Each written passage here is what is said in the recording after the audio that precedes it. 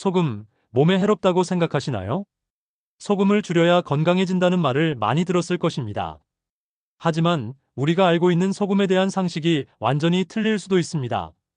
소금은 우리 몸의 필수 영양소이며 올바르게 섭취하면 면역력을 강화하고 온갖 염증을 줄이는데 큰 도움을 줍니다.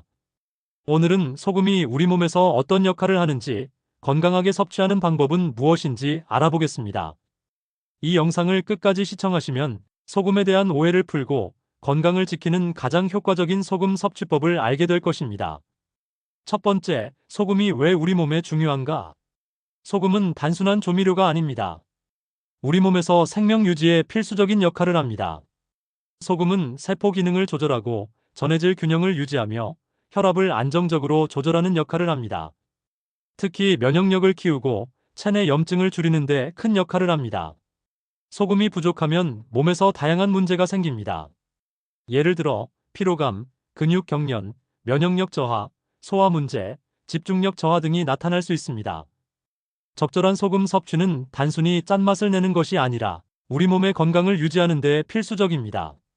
두 번째, 소금이 몸속 염증을 줄이는 원리. 염증은 우리 몸이 외부의 위협으로부터 자신을 보호하기 위한 자연스러운 반응입니다. 하지만 만성염증은 여러 질병의 원인이 됩니다. 소금은 어떻게 염증을 줄이는 데 도움이 될까요?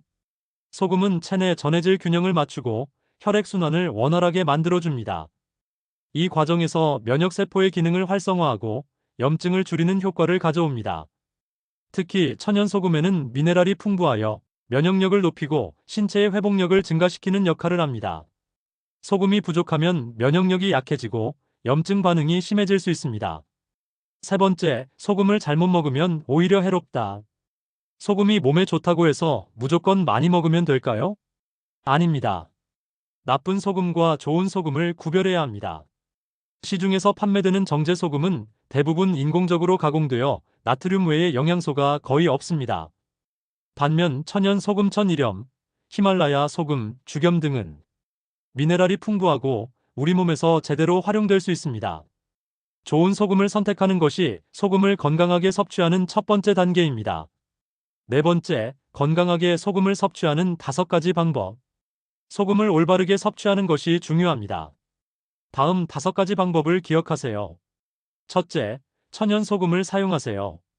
정제소금이 아닌 미네랄이 풍부한 천연소금을 선택하세요. 둘째, 적절한 양을 섭취하세요. 소금이 부족하면 건강에 문제가 생기지만 과도한 섭취도 혈압을 높일 수 있습니다. 하루 35지 정도가 적당합니다. 셋째, 식사에 자연스럽게 추가하세요.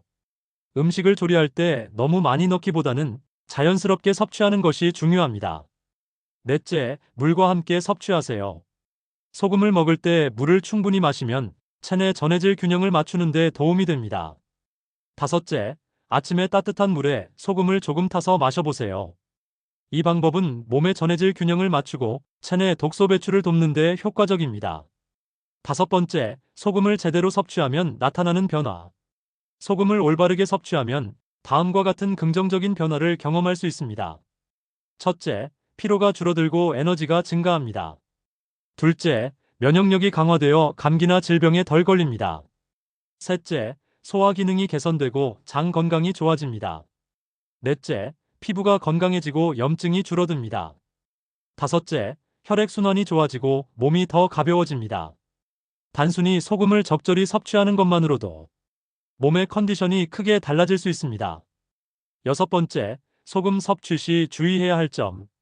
소금이 건강에 좋다고 해서 모든 사람이 무조건 많이 먹어도 되는 것은 아닙니다.